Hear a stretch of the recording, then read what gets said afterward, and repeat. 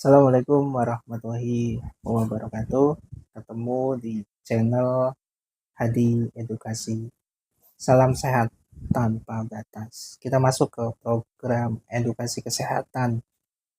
Di session ini saya mau mempraktekkan lebih tepatnya ya dari sekaligus menjawab pertanyaan dari teman-teman yang sudah masuk ke WA dari tadi pagi ya. Tadi pagi apa dari tadi malam saya lupa. Ada 60 pertanyaan yang membahas tentang atau ingin dibahas untuk tips mengatasi sakit kepala dampak dari kekakuan otot. Padahal ini sudah sering ya kita obrolkan, sudah pernah juga kita bahas di video-video sebelumnya.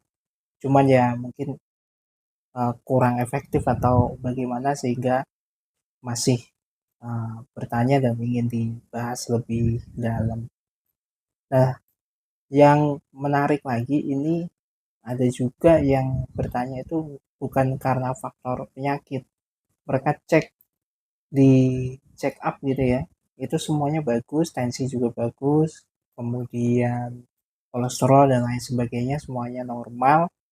Hanya saja mereka sedang kondisi stres, sedang mengalami kecemasan yang berlebihan, kemudian ada problematika yang mengganggu sehingga dampaknya itu seperti ini, sakit kepalanya, kemudian juga mengalami rasa berat di mata untuk dibuka, jadi kayak pengennya tuh dipejamin gini, nah tapi nggak bisa gitu, nggak bisa pejam, nggak bisa tidur, sakit yang jelas, nggak nyaman. Nah oke ya, sebenarnya gini, kondisi kecemasan ini sangat berpengaruh kepada kesehatan tubuh kita, khususnya di kepala. Kenapa? Karena ada hormon bahagia, hormon senang, dan hormon kecemasan atau hormon pesimis. Ini ada saraf-saraf yang berkaitan secara saintifiknya dan juga secara holistiknya ada hubungannya, sehingga tuh berdampak seperti itu. Di kenyataannya kita mengalami sakit kepala yang aslinya gitu, kalau kita telusuri untuk penyakitnya nggak ada. Itu sensasi yang dihasilkan oleh dampak dari tadi faktor penyebabnya tuh kecemasan berlebih dan masalah-masalah yang terus dipikirkan, sulit tidur, makan gak kekontrol, dan sehingga dampaknya seperti itu. Boleh percaya, boleh enggak, nanti teman-teman boleh riset, teman-teman boleh tanya-tanya kepada praktisi yang memang memahami, karena saya sebagai pengamat gitu, sebagai orang yang senang membaca, senang belajar, dan pernah mempelajari ilmu hipnoterapi dan juga pernah mempelajari tentang terapi zona meridian. Ini semuanya ada kaitannya dan ada ilmunya, sehingga ini semua bisa terjadi dan bisa dicek gitu. Untuk jurnal-jurnalnya sangat banyak, sudah diulas oleh para ahli gitu. Dan saya akan kasih satu tips, titik-titik pemijatan, area-area pemijatan mana yang dampaknya itu bisa merilekskan otot, bisa memberi kenyamanan pada saraf, khususnya saraf mata dan saraf kepala secara keseluruhan, dengan cara-cara yang cukup mudah gitu, hanya pemijatan ringan dan nggak perlu menggunakan obat penenang gitu. Oke, langsung ke tipsnya. Yang pertama saya pastikan dulu nih kameranya terlihat ya, lihat oke. Nah, yang pertama posisi teman-teman tuh boleh duduk seperti ini, boleh tiduran. Kalau tiduran posisinya terlentang ya, posisinya bukan tengkurap, jadi posisi pastikan rileks dalam kondisi terlentang, dan pegang kepala seperti ini, tangan dua ya, seperti ini. Kemudian pijat menggunakan pangkal tangan kanan dan kiri seperti ini pemijatannya, lihat ya.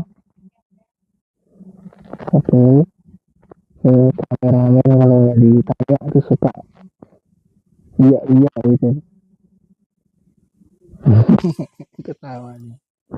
Oke, pijat seperti ini. Durasinya 2 menit pemijatan seperti ini. Ya, sampai ujung ini ya, sampai ujung telinga ya. Nah, sampai di sini titiknya. Tapi kita gunakan pangkal tangan. Nah, selesainya di sini. Nah, jika sudah 2 menit pemijatan seperti itu, kemudian dari kita berpindah menggunakan 8 jari. Jari telunjuk, tengah, manis, kelingking, kanan dan kiri. Jadi kan 8. Seperti ini. Kita pijat atas kepala, kecil pelan-pelan. Bisa pijat seperti ini aja, ringan. Durasinya juga sama, diam.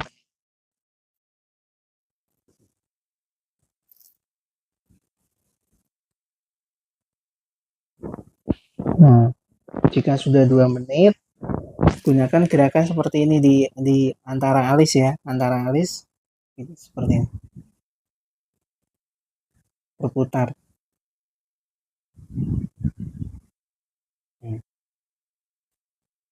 Oke. Jika sudah, pijat-pijat.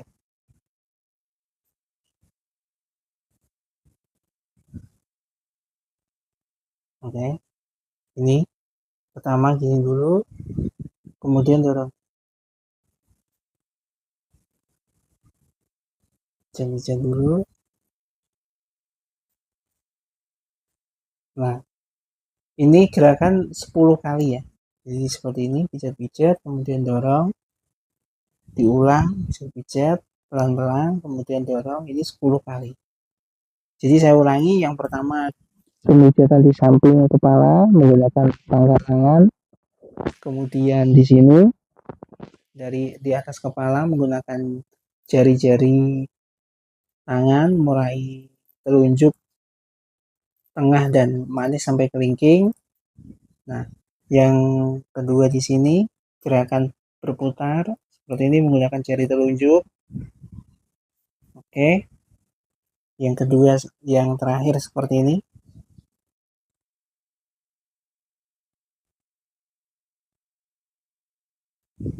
Pemijatan ini di antara alis ya.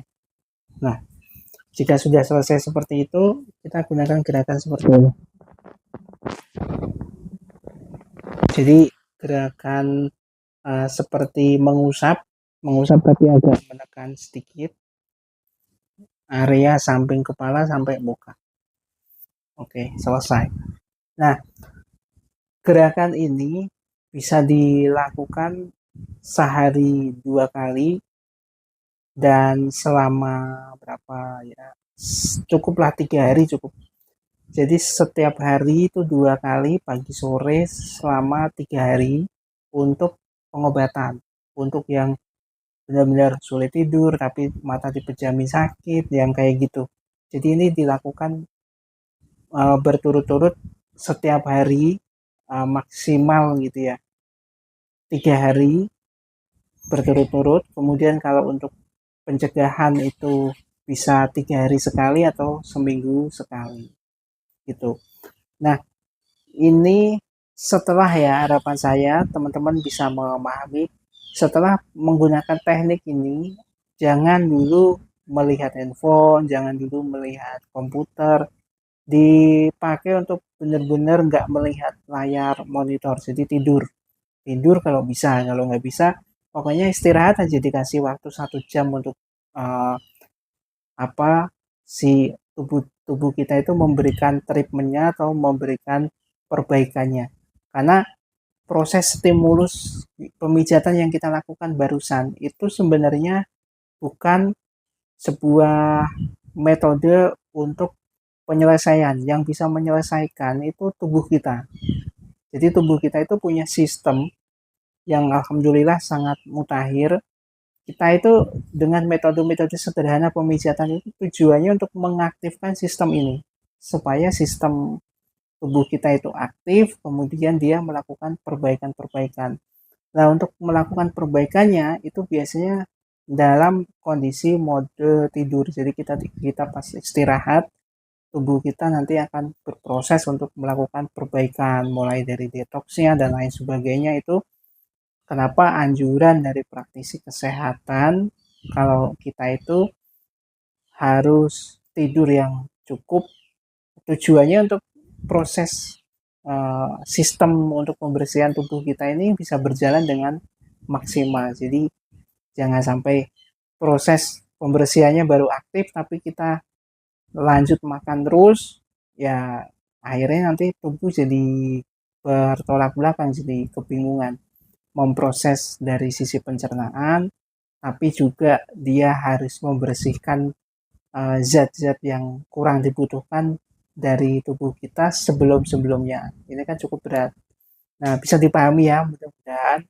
Dan harapan saya, teman-teman selalu dalam kondisi yang sehat, kita saling mendoakan, saling support, karena bagaimanapun di kondisi-kondisi seperti ini, yang paling penting adalah semangat, sehat, dan terus kita saling mendukung, gotong royong, dan saling mengapresiasi dengan cara-cara yang mudah dan juga sederhana. Oke, terakhir dari saya, salam sehat tanpa batas. Assalamualaikum warahmatullahi wabarakatuh.